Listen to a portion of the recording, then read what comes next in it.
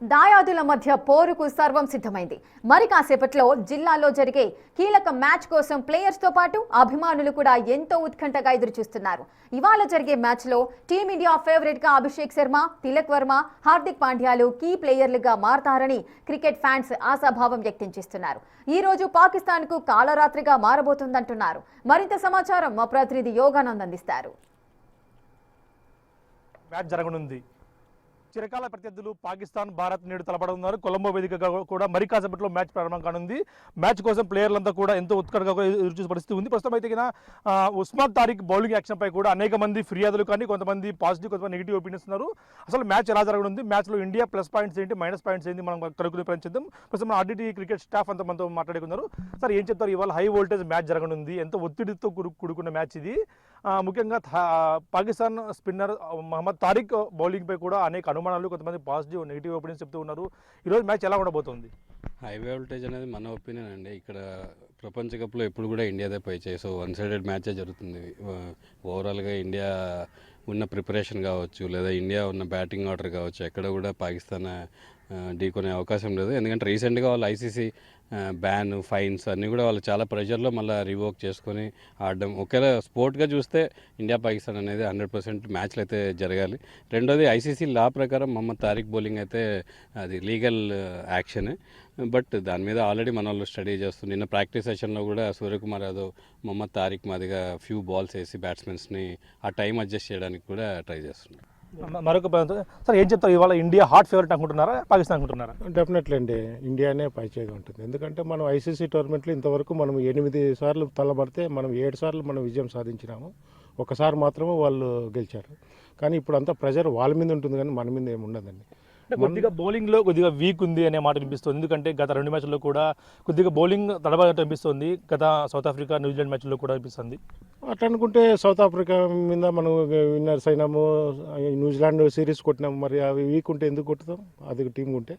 కాబట్టి ఇండియా పాకిస్తాన్ ఒకవేళ రెగ్యులర్గా ఉండొచ్చు, కానీ బట్ పై చేతి అయితే ఇండియానే ఉంటుంది. ఎందుకంటే 8 మంది మనకు కావాల్సింది వరుణ్ చక్రవర్తి, బూమ్రా తీసుకుని అంతవరకే నీకు బ్యాటింగ్ ఆర్డర్. వాళ్ళిద్దరిదే 2-3 లేరేమో, కానీ కులదీప్ యాదవ్ వస్తే మిగతా రింకు సింగ్ కావచ్చు, తిలక్ వర్మ కావచ్చు, అభిషేక్ శర్మ కావచ్చు, ఇషాన్ కిషన్ కావచ్చు, శివం దూబే ఉన్నాడు, సూర్యకుమార్ యాదవ్ ఉన్నాడు, పాండ్యా ఉన్నాడు. ఇంతమంది బ్యాటింగ్ లైనప్ వరల్డ్లో మందే బెస్ట్ ఉండేది.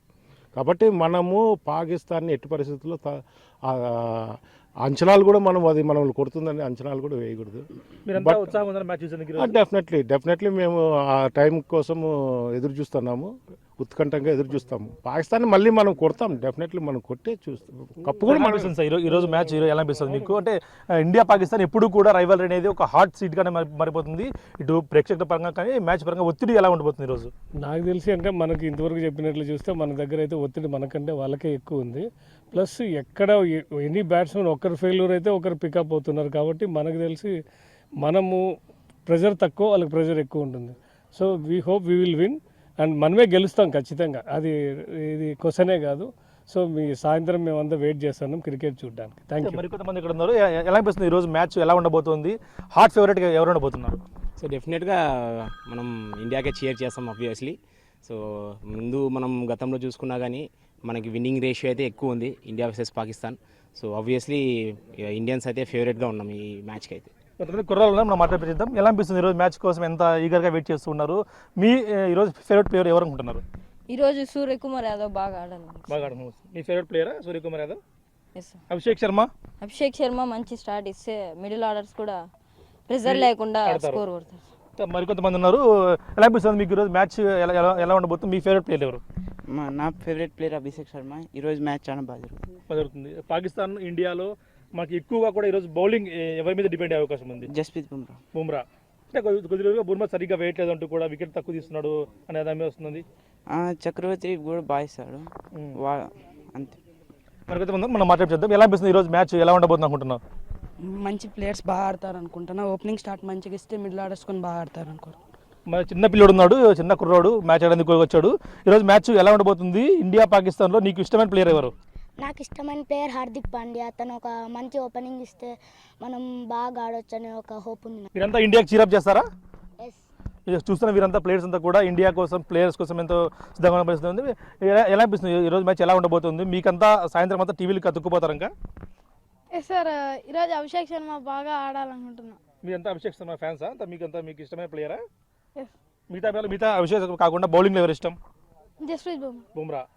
వీరంతా కూడా మ్యాచ్ కోసం ఎంతో సిద్ధంగా కూడా వేచి చూస్తున్న పరిస్థితి ఉంది. సాయంత్రం ఖచ్చితంగా హాట్ ఫేవరెట్ ఇండియా అవకాశం ఉంది. ముఖ్యంగా బౌలింగ్ ఉస్మాన్ తారిక్ బౌలింగ్ యాక్షన్పై కూడా లీగలే అయి ఉంటుంది. ఖచ్చితంగా కూడా దీనిపై ఐసీసీ కూడా గతంలో కూడా చెప్పి ఉంది అంటూ కూడా చెప్తున్న పరిస్థితి ఉంది. అయితే మ్యాచ్ కోసం ఈవినింగ్ కోసం ఎంతో ఉత్కంఠగా ఎదురు చూస్తున్నాం. ఖచ్చితంగా ఇండియా కూడా హాట్ ఫేవరెట్. ఈరోజు ఇండియా ఖచ్చితంగా గెలిచి తీరుతుందంటూ కూడా చెప్తున్న పరిస్థితి ఉంది. Prasad Big TV Anantapuram.